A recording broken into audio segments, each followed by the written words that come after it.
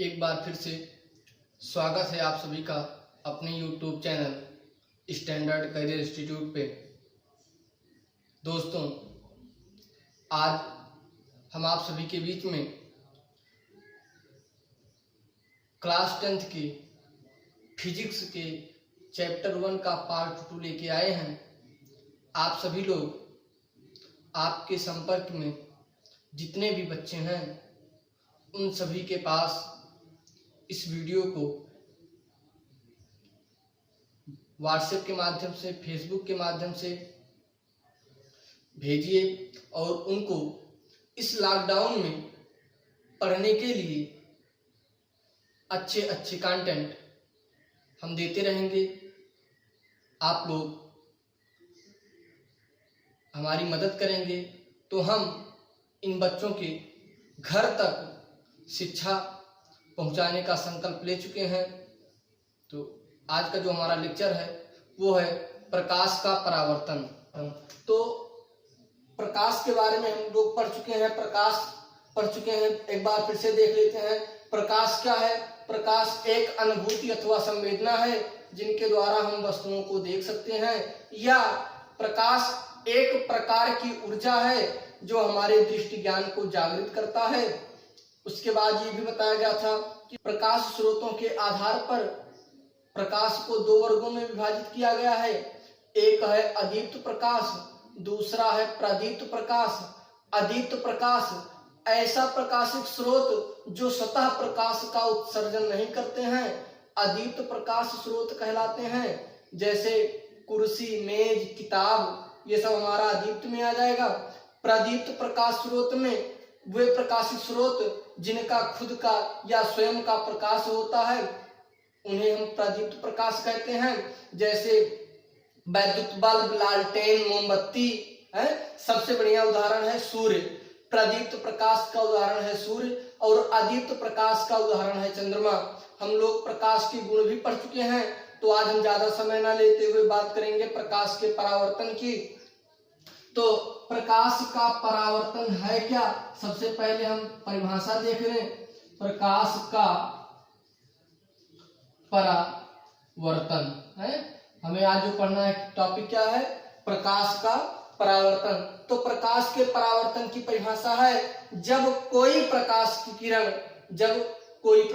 किरण किसी अपारदर्शी पृष्ठ से या चमकदार पृष्ठ से, जब कोई प्रकाश की किरण किसी अपारदर्शी पृष्ठ से या चमकदार पृष्ठ से टकराती है तो वह पुनः उसी माध्यम में वापस लौट जाती है और यह घटना प्रकाश का परावर्तन कहलाती है।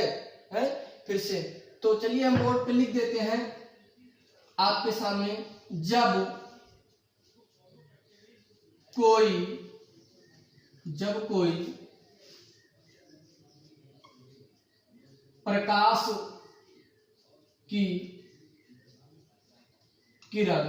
कोई प्रकाश की किरण किसी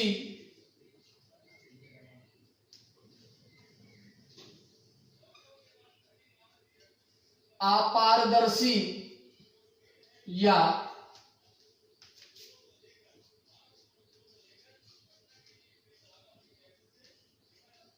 चमकदार पृष्ठ से टकराती है, अपारदर्शी या चमकदार पृष्ठ से टकराती है, तो वह पुनः उसी माध्यम में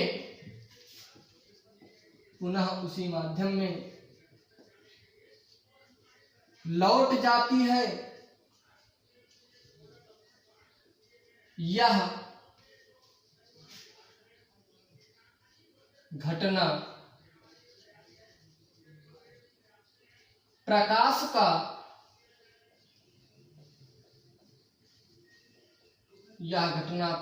का परावर्तन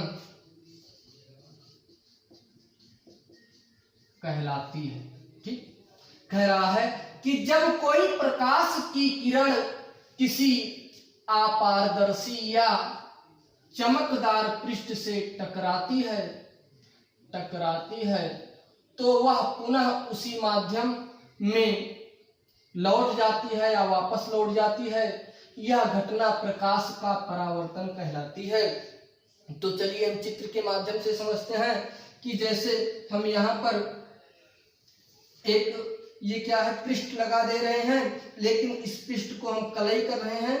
कलई क्यों कर रहे हैं? क्योंकि ये पृष्ठ ऐसे है तो ये पारदर्शी है, लेकिन इस रेखा के माध्यम से हम क्या कर रहे हैं, कलई कर दे रहे हैं। ठीक, और इस पृष्ठ को कलई कर दिया गया तो ये हम इस पृष्ठ का नाम देंगे क्या, अपारदर्शी पृष्ठ। लिख दो अपारदर्शी पृष्ठ। अपारदर्शी पृष्ठ या चमकदार पृष्ठ, क्या नाम देंगे, अपारदर्शी पृष्ठ या चमकदार पृष्ठ। यहाँ पर एक रेखा हम खींचते हैं जिसे अभिलंब कहते हैं। क्या कहते हैं? अभिलंब। लंब नाम क्यों दिया गया है? क्योंकि ये जो परावर्तक पृष्ठ है इससे 90 अंश का कोण बनाता है, इसीलिए बाद में क्या जोड़ दिया गया है, लंब नाम दे दिया गया है। ये क्या हो गया, एक अपारदर्शी या चमकदार पृष्ठ है, इसके ठीक बीच में एक अभिलंब हम खींचते हैं। और जब यहीं से हम नियम बनाएंगे कि जब कोई प्रकाश की किरण किसी अपारदर्शी पृष्ठ से टकराती है तो वो पुनः उसी माध्यम में वापस लौट जाती है। ये प्रकाश की किरण ऐसे आ रही है, आने के बाद जब यहाँ से इससे चमकदार पृष्ठ से टकराती है तो पुनः उसी माध्यम में वापस लौट जाती है। समझना, बात को समझना बिल्कुल। यहाँ पे ये पृष्ठ लगा दिया गया है तो ये हमारा हो जाएगा माध्यम 1 और ये पृष्ठ के नीचे हो जाएगा माध्यम 2। यहाँ पे इसके ऊपर वाला माध्यम 1 है, इसके नीचे वाला माध्यम 2 है। हम ये नहीं कह रहे हैं कि उसी रास्ते से वापस लौट जाती है, हम कह रहे हैं उसी माध्यम में। तो यानी इस जो अपारदर्शी पृष्ठ लगाया गया है दोनों किरण ऊपर ही रहेगी। अगर रास्ते से कहते हम तो ये किरण यहाँ से टकराती पुनः इसी माध्यम में वापस लौट जाती, लेकिन ये हम नहीं बोल रहे। हम कह रहे हैं कि जब कोई प्रकाश की किरण किसी अपारदर्शी पृष्ठ से या चमकदार पृष्ठ से टकराती है तो टकराने के बाद पुनः उसी माध्यम में वापस लौट जाती है और यह घटना प्रकाश का परावर्तन कहलाती है। तो ये किरण आ रही है, ये जो पृष्ठ लगाया है इसकी ओर आ रही है, इसीलिए इस किरण को हम नाम देते हैं, एक मिनट मार्कर में स्याही रख ले भैया, क्या नाम देते हैं इस किरण को? हम कहेंगे ये आने वाली किरण को हम कहेंगे आपतित किरण। क्या कहेंगे? आपतित किरण। क्या कहेंगे भैया?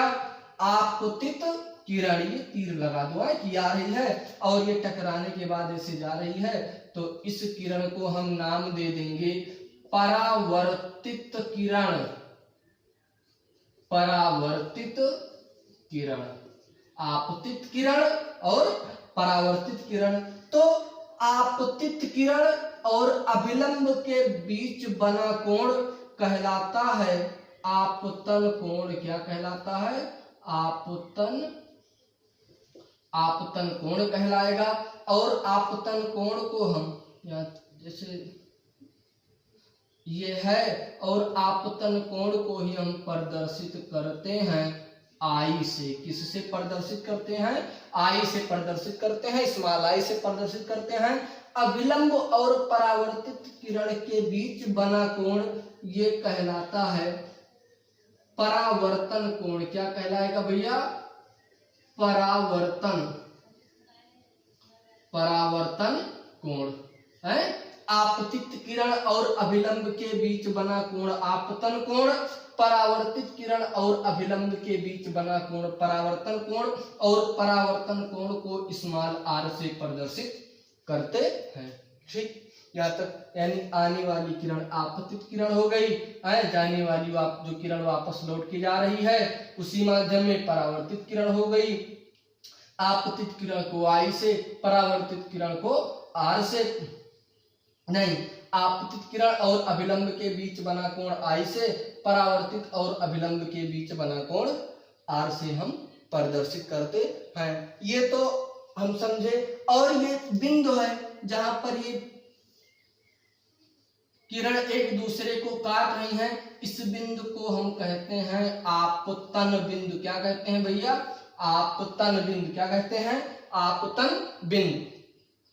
तो आप पढ़ लिए प्रकाश का परावर्तन और ये चित्र के माध्यम से समझ भी गए हैं। तो हम आगे बढ़ते हैं। हमें इसके बाद देखना क्या है? हमको देखना है परावर्तन के नियम, मोस्ट इंपॉर्टेंट है और परिभाषा आप नोट भी कर चुके होंगे। तो हम आगे लिखते हैं प्रकाश के परावर्तन है, ये तो देख लिए हैं। तो आगे क्या है हमारा, क्या लिख दिया जाए? परावर्तन के नियम। परावर्तन के नियम तो हम कहेंगे परावर्तन के निम्न दो नियम हैं। परावर्तन के निम्न दो नियम हैं। पहला नियम क्या कहता है? अगर चित्र समझ में आ जाएगा तो नियम याद करने की जरूरत नहीं है। पहला नियम हम कहेंगे कि आपतित किरण, परावर्तित किरण और आपतन बिंदु पर अभिलंब तीनों एक ही बिंदु पर है कि नहीं है? आपतित किरण, परावर्तित किरण और आपतन बिंदु पर ये अभिलंब तीनों एक ही बिंदु पर है। तो ये हमारा पहला नियम हो गया। लिखिए आपतित किरण, आपतित किरण, परावर्तित किरण, आपतित किरण, परावर्तित किरण तथा आपतन बिंदु पर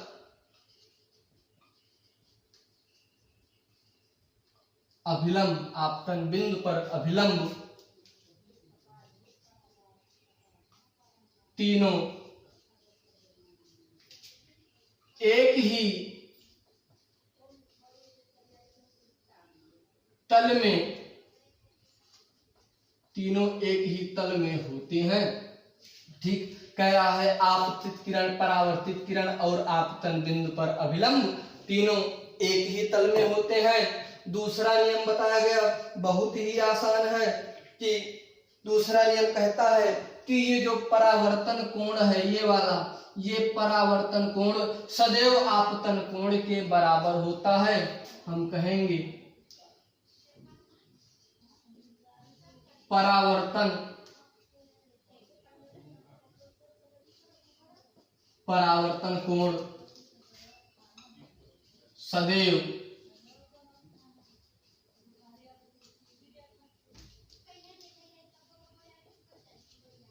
परावर्तन कोण सदैव आपतन कोण के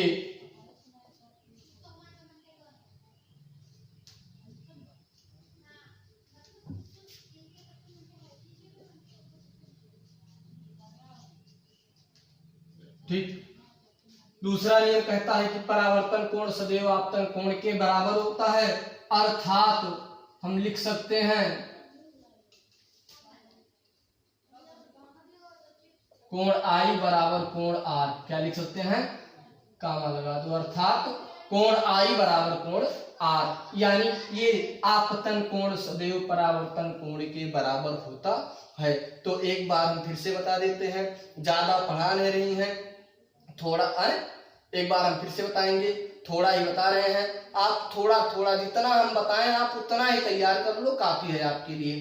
तो चलिए एक बार फिर से देखेंगे कि परावर्तन, प्रकाश का परावर्तन तो कहेंगे जब कोई प्रकाश की किरण किसी अपारदर्शी पृष्ठ से या चमकदार पृष्ठ से टकराती है तो वह पुनः उसी माध्यम में वापस लौट जाती है और यह घटना प्रकाश का परावर्तन कहलाता है। परावर्तन के निम्न दो नियम हैं। पहला नियम, आपतित किरण, परावर्तित किरण तथा आपतन बिंदु पर अभिलंब, आपतित किरण, परावर्तित किरण तथा आपतन बिंदु पर अभिलंब तीनों एक ही तल में होता है। दूसरा नियम है, परावर्तन कोण, ये परावर्तन कोण R सदैव आपतन कोण के बराबर होता है, अर्थात कोण I बराबर कोण R या कोण R बराबर कोण I। तो चलिए, आपको यहाँ तक अगर हमारी वीडियो समझ में आई है तो आप लाइक करिए, शेयर करिए, कमेंट करिए, सब्सक्राइब करिए और प्रत्येक बच्चे तक इस वीडियो को व्हाट्सएप के माध्यम से, फेसबुक के माध्यम से बताइए। धन्यवाद।